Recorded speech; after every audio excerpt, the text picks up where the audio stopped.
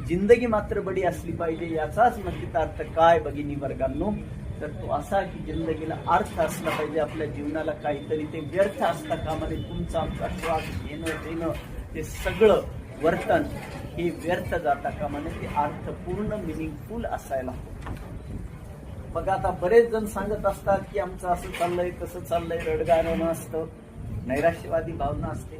मला कुणी विचारलं कैसे हो, तर मी त्याला मुश्किल उत्तर देत असतो माझ्या शैलीत की जिंदगी में गम है, गम में मजा है.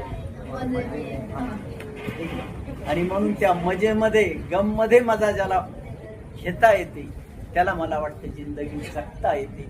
ही विजुगुषी वृत्ती देखील आपण या निमित्ताने अंगी बांधायला हरकत नसावी. नवे नवे ती बांधली पाहिजे.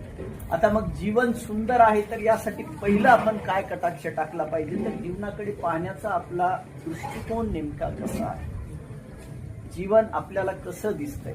6चा आकडा जसा वेगवेगळ्या दिशेने पाहिल्यानंतर इंग्रजीचा म्हणतोय मी, कुणाला तो 9 दिसेल, कुणाला 6 दिसेल. तुम्ही कोणत्या दिशेने कोणत्या अँगलनं त्याला पाहता त्यावर ते ठरते. मला वाटतं जिंदगीचंही असंच नाही का, जीवनाचंही असंच आहे, आयुष्याचंही असंच आहे.